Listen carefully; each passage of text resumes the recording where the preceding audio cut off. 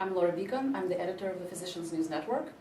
Larry Stofka, I'm Executive Vice President and Chief Technology Officer for the Innovation Institute. My name is Joe Randolph. I'm President and CEO of the Innovation Institute.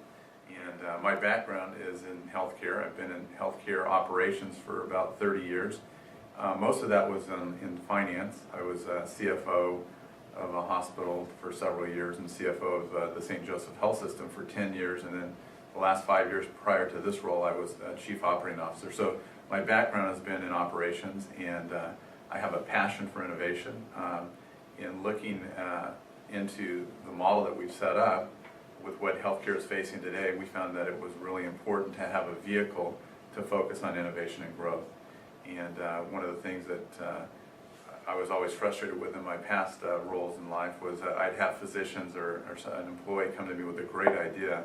Oftentimes it was a physician who was the biggest admitter at the hospital that had this great idea, and I couldn't really, there was no place that I could direct him other than outside the organization or back to one of the companies that actually made the products.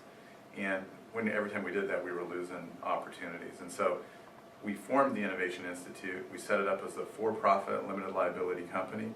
And which is last year, correct? That's right. It launched in January of 2013 with St. Joseph with $40 million initial investment. Can you talk about the physicians? When they come to the Institute, you actually assume all the risk.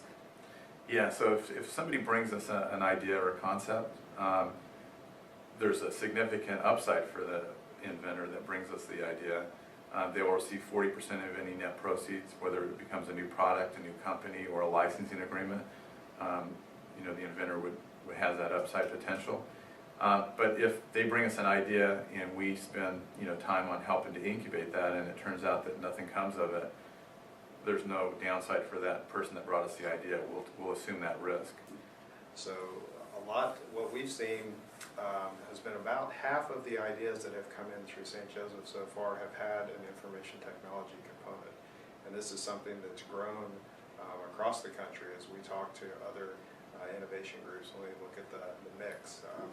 I would say years ago it would have been much more on the pharmaceutical and therapeutic side, then it moved more into medical devices, and now there's an upswing in information technology. And what are some of those wearable technologies and home devices that can send information back to a physician to help decrease the chances of a readmission? I think that's the first ground we're going to see is kind of the edges of the hospital or the edges of the physician group that go out into the physicians. But when we start getting our employees and we really start to throw challenges out on the website and just the general employees giving ideas, I think we'll probably get even more consumer-based ideas because they'll also have kind of their consumer hat on and not just the things that would make their life easier, not just their medical hat. To tack onto that, one of the things that we found too is that it's not necessarily the very technical or really complicated idea. It's the nurse on the front line that's been dealing with some problem for 20 years and says, why has nobody changed this? Why can't we just do it this way? That comes up with these ideas that it's a simple idea, but it turns out it could be worth millions of dollars. And so it's interesting when you look at what the potential is for the model.